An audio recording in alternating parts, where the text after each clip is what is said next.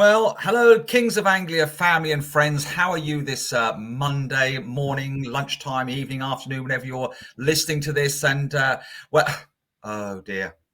Well, that wasn't the script, was it? That really was not the script at all. And it's made me very cross because we're looking so forward to the playoffs. We're still in it, of course. All those who say we can't make the playoffs, you're wrong. We can, but of course, obviously, in all seriousness, that's a bad result on Saturday. I'm Mike Bacon, Laporca de La Poncho, and I'm going to hopefully bring some little insight here with a couple of my KOA friends, good friends of mine. That's how I call them friends. They're your friends as well, and my friends, and both of them still recovering from the disastrous Cambridge 1-0 defeat on Saturday, but. Couple of absentees, of course. The Heathman's still not with us, but flying back from the Maldives as we speak. After he heard the results, straight on a plane, he's coming home to sort this mess out, according to him. And Dr. Watson just had enough. He had enough. He just said, not coming on. I said, you can't do that. You can't do that, Doc. I'm in the hairdressers, he said. I'm in the hairdressers. Give me a call. So I gave him a call. No answer. Apparently, he's got about a 3-hour appointment in there. I don't know what he does in there, but that's neither here nor there. But I am joined by two fantastic kings to join me today. One of them, of course, you'll see him with his camera. He's outside Portman Road. He's started to stand outside the hot dog stand. Well, he's done it again on Saturday. I don't quite know why he stands outside the hot dog stand next to Kevin Beattie statue or wherever it is. But he must eat all them hot dogs. And then he comes into Portman Road. He tucks himself down in the green zone, then off he goes to the red zone. He takes pictures, he annoys everybody, he puts them up, he takes them down. It's Roscoe at Roscoe Media UK, whatever that means. Hi, Ross, how are you? I'm fine, and it's a hog roast, actually. So very nice, the hog roast. I haven't tried it yet. But yeah, it smells very nice. Is that what you mean? Yeah, that's what I mean. Yeah, I'm always tempted to go and get one. I may get one just to do a review and let people know. I'm sure a lot of town fans go there because it's in prime location before they get into the ground. So have a hog roast. Why not? Have a hog roast. Why not? That's absolutely correct. Don't even think of putting it on expenses, though, Roscoe. Please, you're not going to start that malarkey with us here on the KOA podcast. But anyway, my fellow guest, alongside, a treat to have him back. Absolute treat to have him back. There's been some rare goings on while he's been away, some rare goings on that he will need to address later on in the podcast. He's the hutch man. He's the man who plays the hutch. He has a hutch and 3 hutches, and also he has a shed. It's Mr. Andy Warren. Andy, how are you, sir? It's lovely to have you back. I hope you enjoyed your week off. I will explain everything when we come to the £1 million picks, I promise. But anyway, that's for later on. How are you, sir? You've concerned me there. I dread to think what you've done with my money, but yeah, we'll get to that. I'm all good, thank you. They can't make the playoffs. I'm just going to put myself in your little camp that you're not happy about, but we'll address the reasons why over the next 45 minutes or so, won't we? Okay. They can. They can. They won't, but they can. So there we are. So thanks for listening to the Kings of Anglia podcast. Oh no, I'm joking. Anyway, well, look, let's have a little chat about Cambridge United. Of course, I mean, I suppose, like all Ipswich Town fans, you wouldn't mind if our playoff hopes had perhaps been diminished at Rotherham or at Wigan. Perhaps we'd sort of pretty well understood that. But how disappointing to be diminished at home to Cambridge United for fans of a certain era. You can go back to the 1992 season when Ipswich won Division 2. Cambridge came and beat us then, I believe, at Portman Road, or drew and beat us away or whatever. They took points off us in that tremendous season 30 years ago. But they did it to us on Saturday, Andy. And, how about your thoughts? Yeah, it's I guess it's a reminder of what happens if you fall short of your high standards, which Ipswich did. We know Kieran McKenna's teams have set themselves some high standards over the 18 games that he's been in charge. There's been so much to like. There is still so much to like, but not enough of it in evidence. In this game, we know goals haven't been particularly easy to come by for this version of Ipswich, and yeah, they didn't come by one in this game. And if you're going to be profound about it, if you don't score, you can't win. And they allowed themselves to concede as well. So ends up in a 1-0 loss, which just a reminder of where Town are, and probably look, it's a terminal blow to the playoff chances, isn't it? Let's be honest about it. Maths still adds up to potentially getting in there, but all kind of rhyme and reason now says that's not going to be happening, and we're thinking about season 4 of League One football, which back in sort of 2019, when this was all kicking off with Paul Lambert's Ipswich beating all before them in August and September and parts of October of 2019, facing up to a 4th season of this wasn't in the script, was it? But there you go. No, absolutely not. Ross, I saw you speak to a lot of the fans afterwards. There's a few very forthright opinions, particularly about the referee, which we couldn't. I don't know what editing you've done on your game day thing, but there's a few. I hope the referee doesn't listen to it. But anyway, it's neither here nor there. No, fans weren't very happy, were they, Ross? Very frustrated, I think is the word. Yeah, of course, we've been 11 games unbeaten. Everything was, shiny last week. What a performance. And, it was like the weather. What a week a difference makes, because it was a bit cold on Saturday. Sorry to bring the weather into it, but it's always got to be mentioned. Yeah, it was a frustrating afternoon. Of course, a lot of people were predicting 3-0, 4-0, the first hammering under Kieran McKenna. I felt that the first 10 minutes, it sort of set the tone of what we were going to expect. And, I think fair play to Cambridge. They played their game, and I think they deserved it overall, to be honest. I don't think we should blame the officials, because it is what it is in League One. Of course, a lot of Town fans are not happy about the goal we were disallowed, but I think you can only see the angle of the stand you're in. So they probably thought, but they touched it last, and how is an own goal offside? But no, yeah, a lot of frustrating fans, and I think there's some fans who probably resigned to say, yeah, season is done and dusted. Let's enjoy the rest of the season. Looking forward to next one. And I'm going to say I told you so, because in December I said the season was dead, and here we are. You certainly did, Roscoe. You completely smashed us all in December when you said the season was dead, which is extraordinary, because we didn't quite know how we're going to do any more KOA podcasts for the next sort of 4 months when the season was dead. So we did actually, I believe you were taken aside by the Heath man and told, you can't go saying that 5 months a season ago. But anyway, you were proved, you may well have been proved correct though, Roscoe. I'm fair play to you.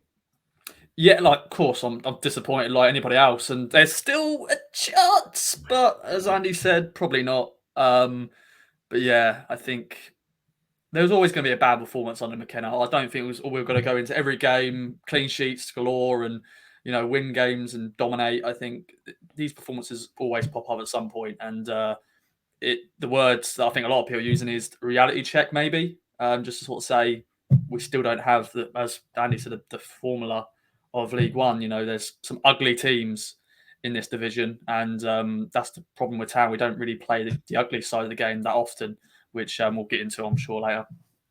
Well, yes, Andy. That's something I did want to talk to you about. Because a lot of this is, of course, teams. Portman Road's a fantastic place to come if you're used to only playing in front of 5,000 to 7,000, 8,000 every week, and suddenly you come to 26. It's a bit like when people go to Old Trafford or they go to Anfield, in the Premiership. Suddenly it's a tremendous thing, and so teams come to Portman Road and they do. People say they do up their game. They have, it's a grand occasion. And lots of teams are very organised this year. Mark Bonner's another good manager. These managers are not to be poo-pooed. They know what they're doing. They organise their teams accordingly, and it's up to Ipswich to break them down. They've had 4 years to get used to that side of it, haven't they? Well, 3 years. Sorry, they've had three seasons of teams coming to Portman Road to do that. I was actually really impressed with Cambridge. I liked what they'll be going away thinking they've put in the perfect away performance. They've come to Ipswich and won 1-0. They made one up top work really well. What they did particularly well, I thought, was just nullify Town's right side, which we know full well that if Town are kind of purring and Wes Burns and Janoy Donatian are having some fun up and down the right side, or Connor Chaplin's getting involved from the attacking side of things, the right side of attackers getting involved. If that wing is working for Ipswich, they're a real threat. But if they're not, we've seen it a few times. If teams can take that away, it's a struggle, and that's what Cambridge did. They did a good job, and they can rightly go away feeling like they've done perfectly away from home. But had 3 years to get used to teams coming to town. And I think teams have done it much more. I don't think we're talking about teams shutting up shop here. I don't think this is a Cambridge team that parked the bus or anything like that. That they were just physical. Yes, some dark arts involved with a bit of time wasting here and there, which is frustrating. Yes, some of the refereeing decisions were very questionable at times. The goal Ipswich scored in stoppage time, there's absolutely no chance that was a goal, though. Luca was good 2 yards offside when Norwood flicks the ball on. So can't really have too many complaints. But I think Ross is right. Like, these days do happen.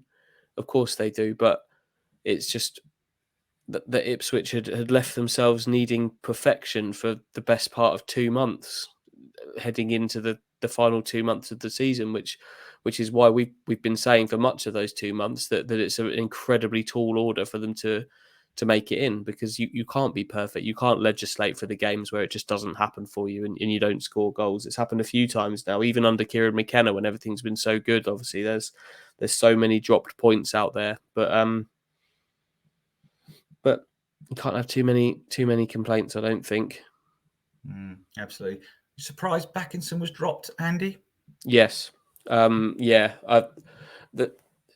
terms of selections, like, there haven't been too many occasions where kind of I've been left kind of head scratching a little bit at decisions that McKenna has made. I'm often a bit confused about what the criteria is to get a start, seemingly alongside Selina at the moment in the two behind the striker. It seems quite fluid, Chaplin or Aluko, but that's fine. They're both good players, and I'm happy with that. But this one, talking about it before the game with Stu, this one left me scratching my head a little bit. That partnership with Back, unless there's something we're not aware of, a little niggle or anything along the way. I don't think there was, but that you never know. It's a head scratcher because that partnership was coming together back in Backinson and Morsey in there. Carroll's had some decent games for Ipswich, but he's had some stinkers as well. And this was one of those. He kind of clogs things up a little bit, slow, a bit ponderous. He doesn't look like he enjoys playing football to me.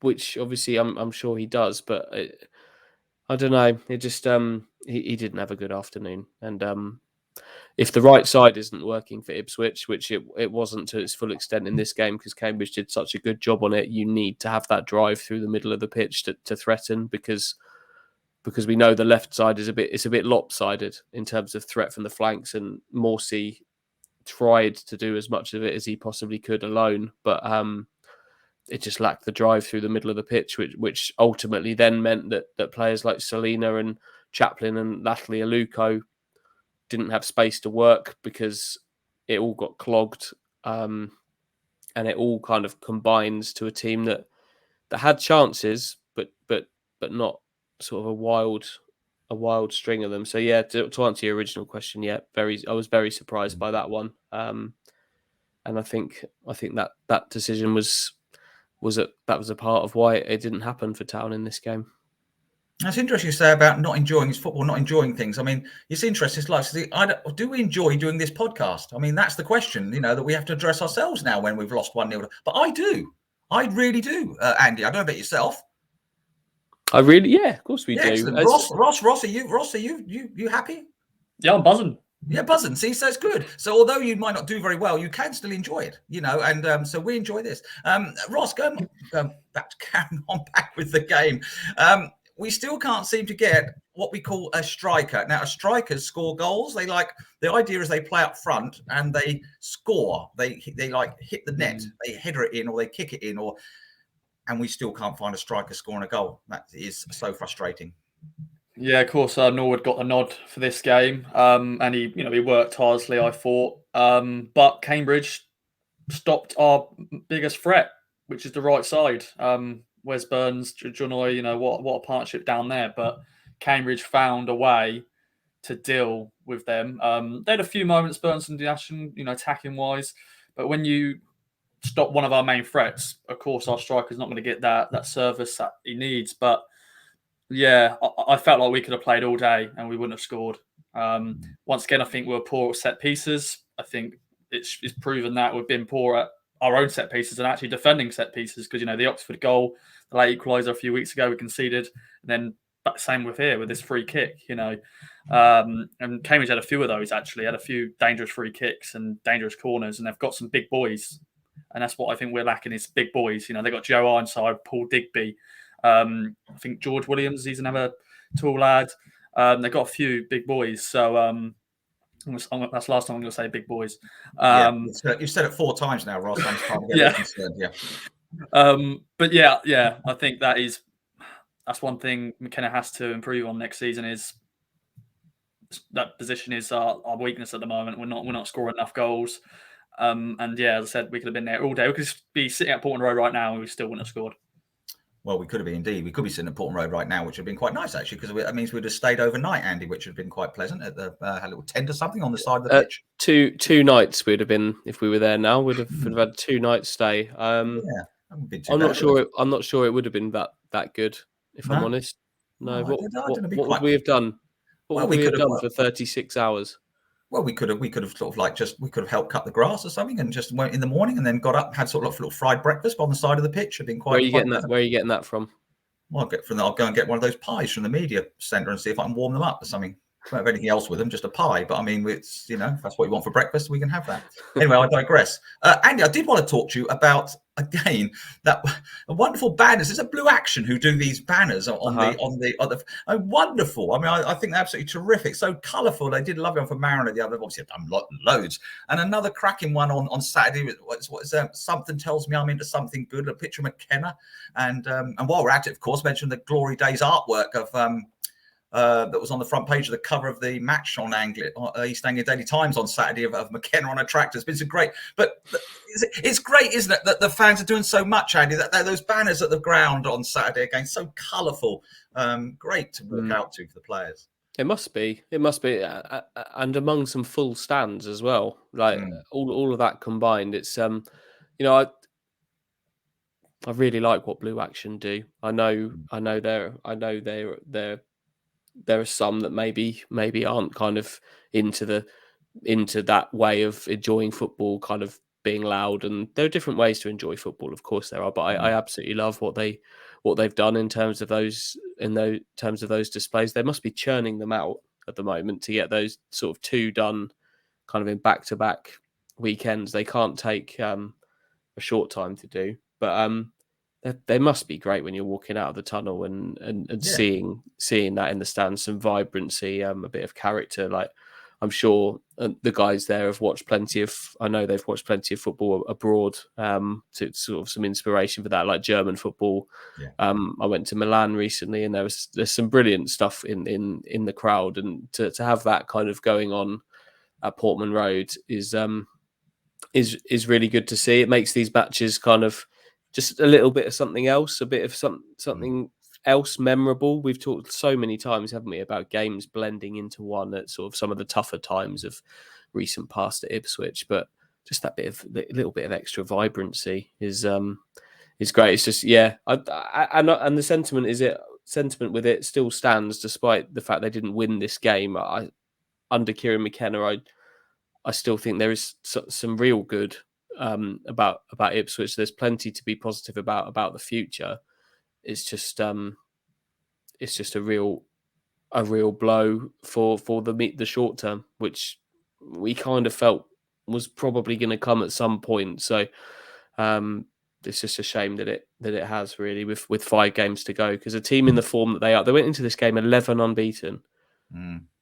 So to then kind of lose 1 game and have 5 left and have to face up to the prospect of your season being over after an 11-game unbeaten run with however many, I lose track of how many clean sheets it is now, like 11 or whatever it is in 18 matches, to have your season done with 5 still to go is really tough. Must be really tough for the players to take. Wes Burns was saying after the game that they'd kind of discussed it and come to the conclusion that that probably was the case. But that must be really difficult because they've been playing so well and so much good has been happening. But I guess there are so many reasons why we can talk about this season potentially ending the way that it is, and I'm sure we'll do that in a podcast at some point. But yeah, it's that's how it's looking. North Stand making lots of noise, Roscoe. I mean, where do you sit exactly? I never know. You wander about a lot, and you keep wandering at the wrong places. Which I see you sometimes with the press box, and there you are wandering around. I think you shouldn't be over there, and then you are, and then you're back somewhere else. Great stuff though in the North Stand. With I call it the North Stand, of course it's a Bobby Robson stand, but of course I was sorry. And I always call it the North Stand. It's always the North Stand to me. Great noise, great banners, great atmosphere. Yes and no, in my opinion. Yes and no. No, hang on one second. I don't remember the question being a yes and no answer. What do you mean yes and no? How does that? I was talking about the atmosphere, and you went yes and no. So yes, it was. I think when the players came out and the banners, which were fantastic, and looking around and seeing, all the seats being, filled up with, all the Town fans. But I think how the game panned out, I felt the atmosphere was a bit flat, to be honest. And a few Town fans spoke to me about that. They went, well, it felt a bit flat because I think of how the game was turning out. And I think they were sort of going, it's not going to be our day. It's not going to be that goal fest we're looking forward to. Of course, fans still enjoying themselves. It was a her game 2 weekend, of course. So there's a lot of maybe first time fans, just people who are just enjoying the day itself. The fan zone was great atmosphere there, a lot of activities going on. You look outside and go, wow, look at what's going on here. People just enjoying their day. Of course, we get into the ground and then see the performance that was in front of us. Unfortunately, it wasn't what we wanted. But no, those banners are fantastic, and as Andy said, they must put a lot of hard work into them because they're not just little flimsy banners; they're massive, and a lot of creativity and big props to Blue Action because they do a lot of hard work and bringing the atmosphere out there. But I just felt the atmosphere went a bit flat, and maybe just some Town fans just resigned that we were going to lose the game because Cambridge did a job on us, and fair play to them. Now, something tells me I'm into something good. Now, Stuart did a little sing-song here. Dr. Watson did a little sing-song on with last week on something. I can't remember what it was now. It was extraordinary. He suddenly burst into song over a record. I can't remember what it was, Roscoe. I can't remember what it was, this song that Dr. Watson suddenly decided to sing along to. But does anyone know the tune to Something Tells Me I'm Into Something Good? Is that the one, isn't it? That's the one. Yeah. That's the one. Yeah, love it. That's good. Good. Want more of them. We want more little anecdotal sort of catchy songs we can all sing along to on the podcast and when we're there. It's good stuff. Great stuff, Blue Action. We love all that. It's great to see great support. Well, look, we've talked about Cambridge United. We don't want to talk about it anymore, to be honest. That's enough because we don't want to. We want to be happy. You can look forward. There's lots to look forward to at Ipswich Town. Lots of positive stuff coming out. But unfortunately, this day was always set to come. It's just a shame. Well, we can still make the playoffs, I mean, you do know that, Andy. I mean, I know you, but we can. Mathematically, they can, yeah. But come on, we've been speaking about this for weeks, haven't we? Like, just look at I'm going to get the league table up in front of me just while we talk about this. Of course, I want them to make the playoffs, but we're talking about 6 points back from 6th place, and everybody above having a game in hand, and everybody above being in really good form. It's too much. Come on, it's too much. Like, Andy, I know that's not what you want. No, you have no. I've changed my mind. In the space of 5 minutes, 2 minutes, maybe even 45 seconds, I've changed my mind. Even if we're talking about Ipswich was 7th, 6 points behind Sunderland, with a game in hand, I could almost think, oh well, what if Sunderland completely fall off a cliff and only win one of their last 6, and Ipswich win all 5 of theirs? That's what I'm thinking. But then there's Oxford, there's Wickham, Portsmouth are only 5 points behind Ipswich, but with 3 games in hand. There's always been too much traffic, and every week these teams are all on form. They're all picking up points seemingly every week. There was a time during this game on Saturday where you looked at it and if Ipswich a 0-0, if Ipswich had scored a goal, the way the results were meant that Town would have gone to 2 points off the playoff places with a win and the results sitting as they were. But then all of these teams found late goals. I think Sunderland scored a late one. Sheffield Wednesday scored a late one. Oxford lost to Plymouth, but that was the only one that went for Town. Of course I want to believe that it can happen from here, but it can't. I don't think it No. can, and No. it's felt like that for quite a while, sadly. But that even with that in the background, that's still not stopped us from feeling that things were going well for Ipswich, because that at this point, that's all that really matters, is that things are going in the right direction for Ipswich, which they are. There are some obvious issues that need to be solved in the summer, and they need to be solved in the recruitment market, where they're going to need to have a good window. I'd like them to have a good window and get it done early, because I think one of the issues this season is that if you look at the core of the team, it wasn't here until September. If you're thinking debuts for Walton, Edmondson, Morsey, Selena, through the core of the team, it wasn't here. But that's jumping ahead a little bit. But there is reason to believe we're into something good. There is, but it's not happening this year. So we're going to have to all get our heads around a fourth crack at this. Reasons to be cheerful. 1, 2, 3. That's the next one. That's Ian Duran, the Blockheads. Roscoe, you probably do you remember them? Well, you won't remember. Far too young. You just about remember. Who's your latest group you remember? Name your favourite groups at the moment. Have you got any? Little Mix. I'm joking. No, you're not, though, are you? You say you are, but I don't think you are at all. I think Little Mix. Few little hits here and there. Yeah, Little Mix. Yeah. So, well, there you go. So that's there you go. Well, let's move on now to Let's move on to it's nice. We'll finish Cambridge now. I think we've done enough of Cambridge. Roscoe, I want to bring you in something here. A little something I spotted on. Well, you spotted as well on Twitter this weekend. Corian Dabba, our on loan centre half, Republic of Ireland under 21. He's 22 years old, and he thumped home his first senior goal of the season on Saturday for Salford City. He's playing for them, which I think is Gary Neville's. Is that Gary Neville's crew? Isn't it up there? Yeah. But I don't know if you saw the goal on Twitter, Roscoe. I mean, wow, that was quite a strike. Yeah, he's for a centre half as well. For him to be in that position and going for it, he's having a really good loan spell there, which is good to see. I think Salford, they're still in the chance of getting in the playoffs, so we could be having a player in a promotion party, hopefully. But yeah, he's had a great loan spell there. Unfortunately, he suffered injury in I think it was November time, and he was out for a few months. But he's come back in the team and he's playing week in, week out, and it's just great to see. And I'm looking forward to him returning to town. I'm hoping Kieran McKenna will have a space for him in that back three. But yeah, great goal. And it's always good to see our loan players doing well. I think Brett McGavin a few weeks ago scored an absolute belter for Kingsland Town.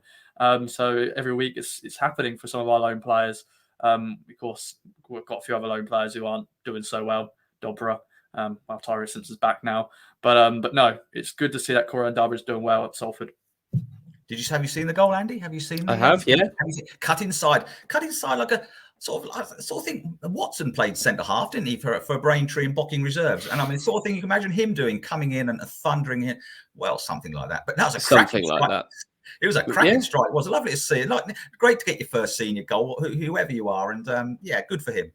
With his right foot as well, which is not his dominant foot, but yeah, we've spoken about him quite a lot over the last few years on the podcast about how he has a lot of the attributes that you want for a left-sided set. He's been playing a fair amount of left back for Salford, which I believe he also did when he was up at Ayr a little bit, because he's comfortable on the ball. So I wouldn't necessarily see him as the answer to Town's left-sided issues, because he's a centre-back first and foremost. But could he come in and be a good squad addition to sort of the left side of a back three?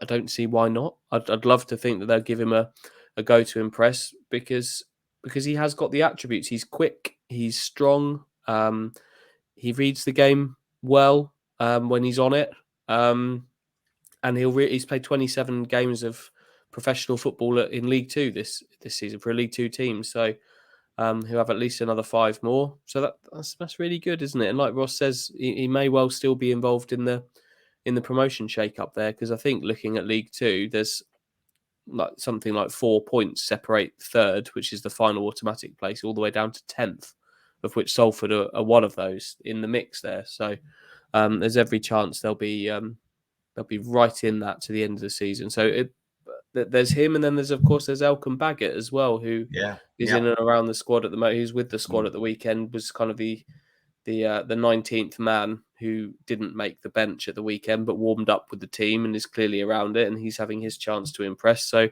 Cameron Burgess' sort of form since he's come into the side for George Edmondson has kind of left me feeling that they might have enough at the back there for next season with Janoy Dynasty, Luke Wolfenden, George Edmondson, Cameron Burgess, and then one or both of these two young lads. That might be enough. It wouldn't shock me if they went out and looked for somebody else in there, but I don't think it's a desperate point of need if you've got two young lads who you can give a good old look at in pre-season.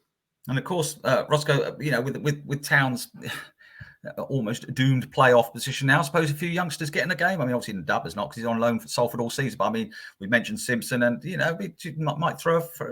Humphreys has been mentioned. Perhaps we'll talk about this a little bit later on, I suppose. But maybe one or two might get chucked in now.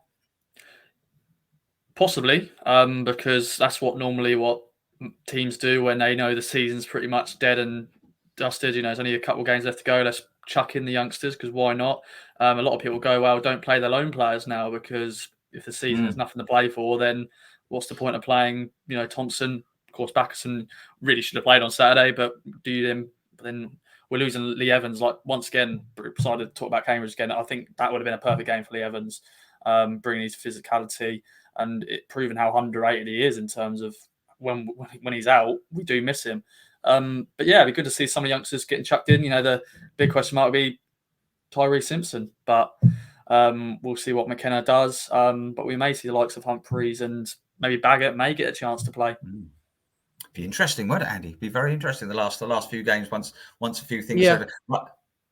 Yeah, there's plenty to talk. I think this might be something we talk about later in the week on the podcast in some real depth about what these last 5 games have to offer. But I wouldn't be chucking them in kind of wholesale. I'd be dipping them in. Remember, there's 2 really tough games in there, especially tough. They're all tough, but Rotherham and Wigan over Easter, and Ipswich also need to make sure that this level of positivity kind of holds up heading over into the summer because things feel good. They do feel good.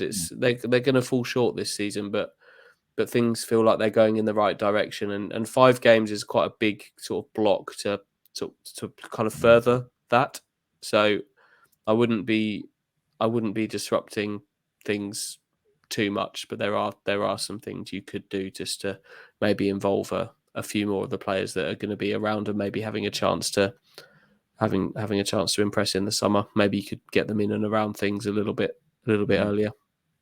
There's certainly plenty of positivity around it. I know we lost to Cambridge on Saturday, but overall, Kieran McKenna's coming. He's done a fantastic job. I mean, the clean sheet record is outstanding. I mean, you can't knock the importance of not conceding goals, and that's what Ipswich Town are not doing. It's nothing. You're not going to keep winning games 3-2 and 4-3 and 5-4. You need to not concede goals, which is what he has done. I like the dipping players in and out. You said that it's very. Well, remind me of like having your chips and curry sauce.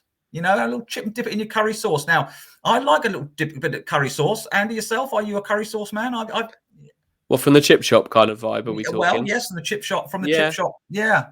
Chips and curry sauce. Yeah. Yeah, I'm okay with it. Sorry? Yeah, I am. I like it. Roscoe, I bet you love it, don't you? It's nothing you love. Beautiful. I love that. Yeah, I picked that. Definitely fish and chips, bit of curry sauce with the chips, and of course the Chinese as well. Beautiful. Well, I mean, if are you having chips from the Chinese, Ross? No. I'm saying I have curry sauce. I chuck curry sauce on my egg fried rice and whatever. Okay, that's fine. Continue. I mean, if you hadn't mentioned players dipping in and out there, Andy, I wouldn't have thought about this. But as soon as you're dipping in, I thought, dip my chips in the old curry sauce on a Saturday night or whenever.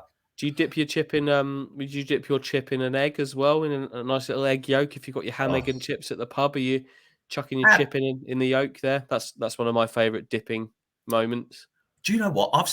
Now you talk about this, you've got me going here. I realise I dip everything into everything I eat and drink. I dip biscuits, I dunk my biscuits. I dip my chips into egg, as you say. I dip my chips into curries. Everything. I dip everything into everything. It's Yeah, well, yes. Well, there you go, Roscoe. I mean, you look a man who enjoys a chip in an egg as well. I do, and definitely, boiled egg and Soldiers, the little soldiers. soldiers. Oh, Yes. yeah, beautiful.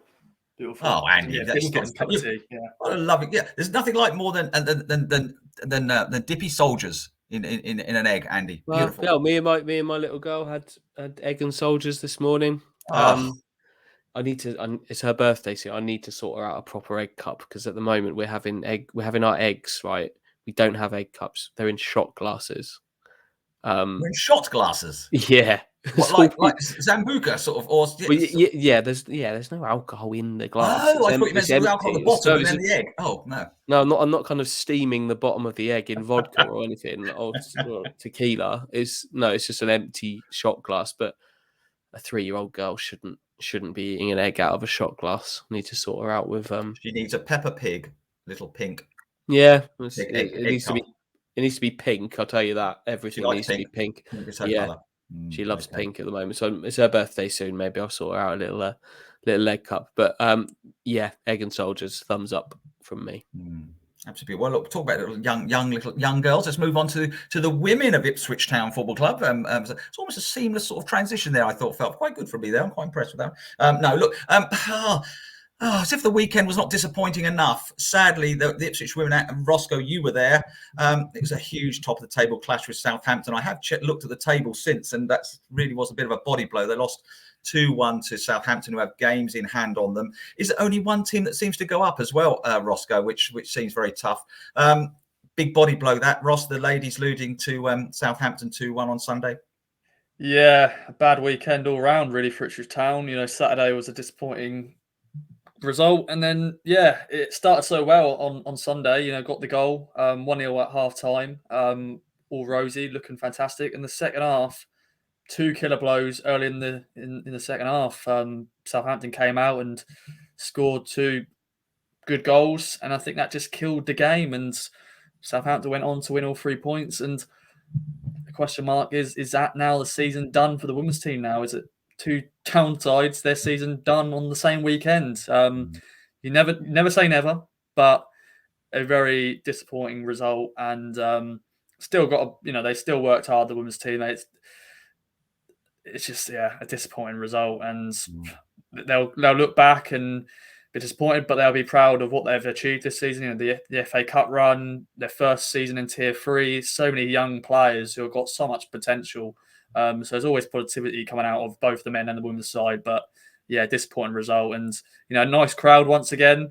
Southampton brought their fans as well. They were actually pretty loud, and they were actually joking at full time, saying, "We see you leaving," and all that sort of stuff. It all sneaking out because they were disappointed that we lost. But what was the crowd? What was the attendance, Roscoe?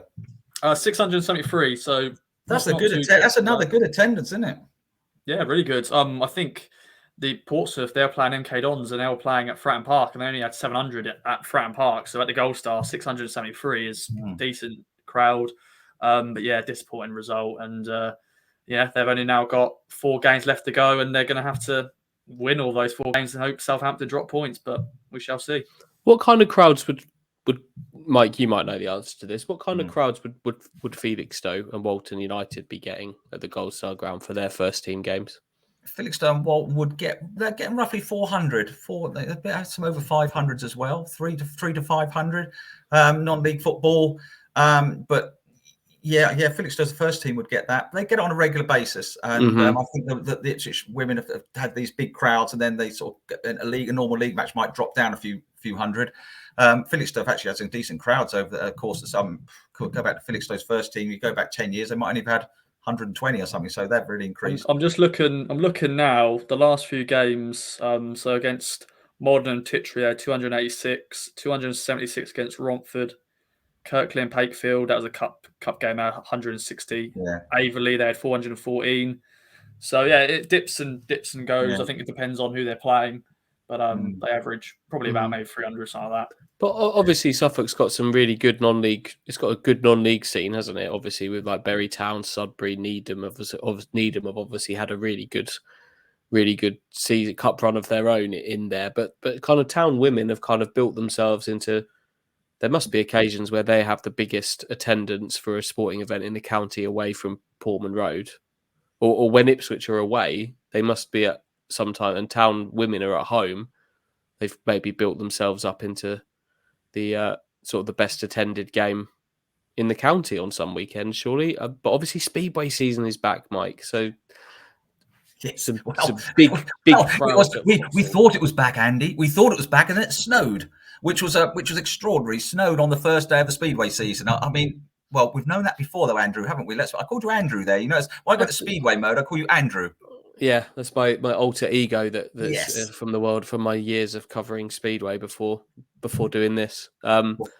Demoted to football. Yeah, I know. I mean, shoved down into his football job, but but you're right. Yes, yeah. I mean, Speedway obviously starting up, they get big crowds. They'll get crowds and stuff. But yeah, I mean, I think Ipswich Town ladies team have done it. It's not so much they've just generated a huge amount of interest, haven't they? That's what they've done, and this is what an FA Cup run can do. For instance, it's suddenly people have just become more aware.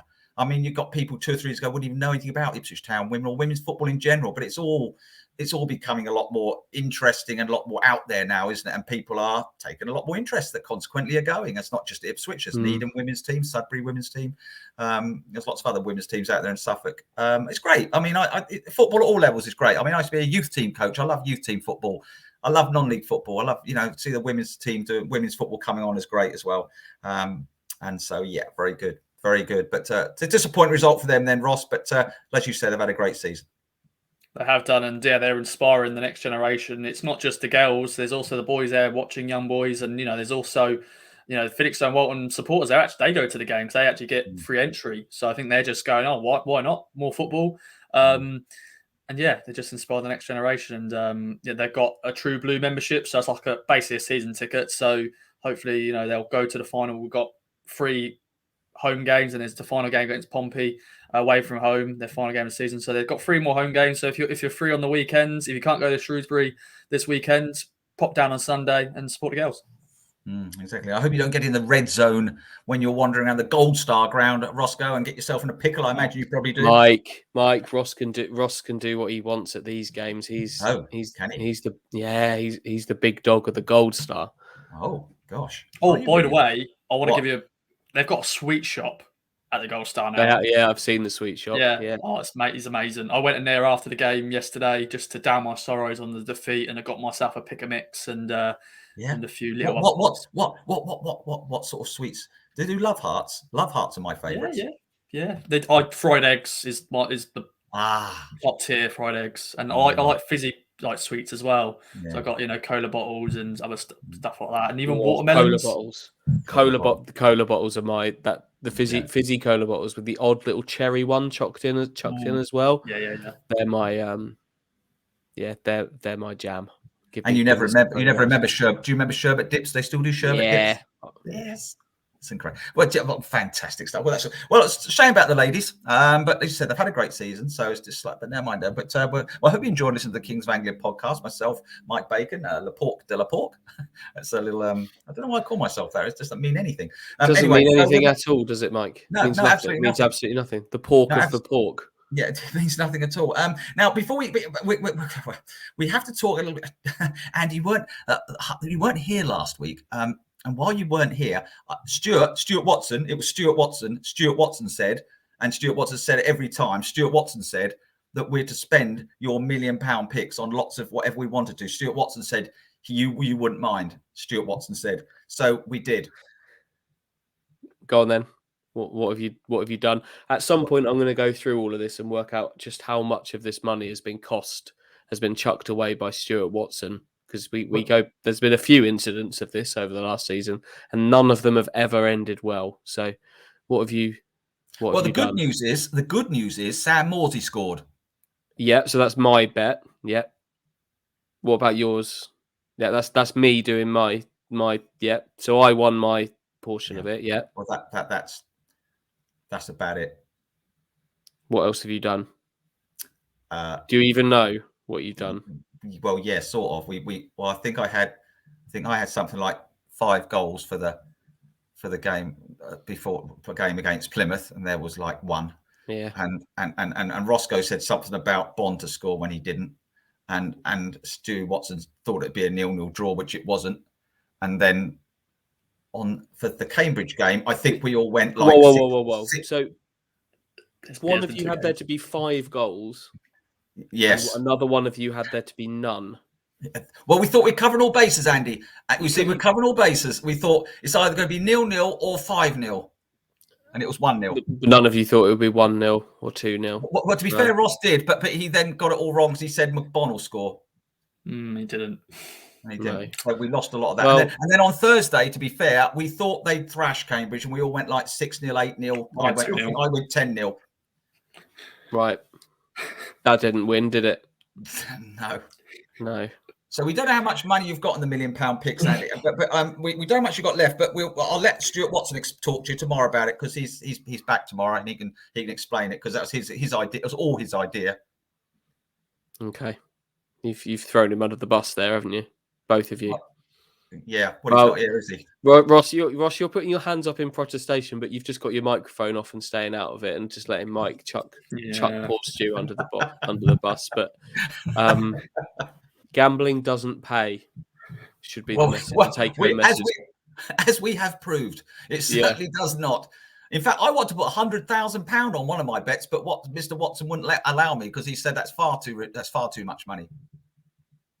He's probably lost, didn't it? So yeah, it's probably right. If £1 million picks has done any good this season, and I would struggle to argue that it has. In many ways, it's been a feature of the podcast that should probably never feature again. In many ways, but if it's convinced just one person out there not to gamble because it's a mugs game, it's done its job.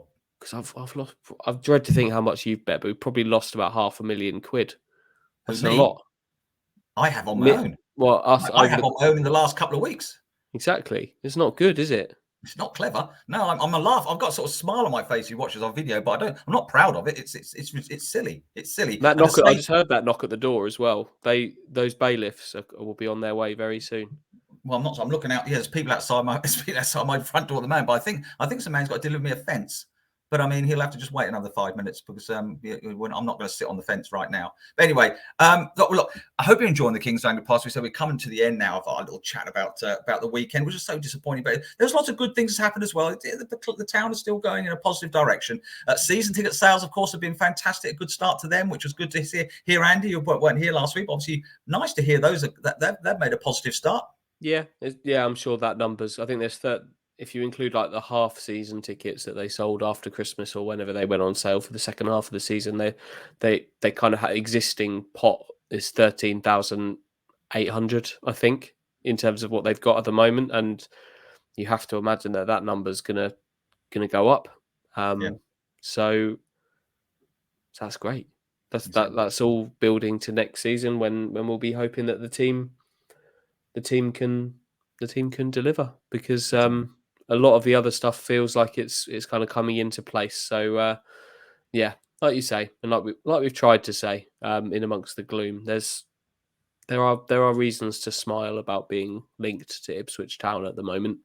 There certainly are, Andy. It's a lot of positivity, and look, I hope everybody's enjoyed listening to our podcast this morning. Might go lunchtime, a little tub of curry sauce. I think I just decided on a little fancy. It's made me hungry. That has. I might pop up there. So, don't forget to follow and our sponsors on manscaped.com, where you can get 20% off, I believe, with the KOA code with your little what are they called? Things in your ears and things up your nose and things everywhere else you want to trim. Upstairs, downstairs, wherever you want to trim things. Manscaped.com is the place to go. Why not? It's a good thing to start with. This is 2022. Keep yourself looking sharp.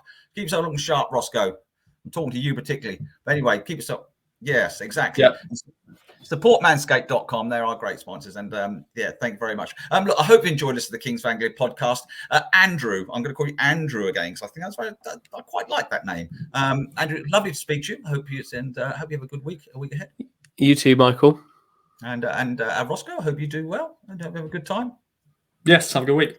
Try and keep out of trouble. And Yep. Well, we'll see you next time. We'll see you later in the week. There'll be a big build up to the Shrewsbury game. The Heath monster might even be back. Dr. Watson might have be out of the hairdressers and back to chat to us as well. And well, look, glad you've enjoyed listening to us on KO Podcast. We'll speak to you again soon.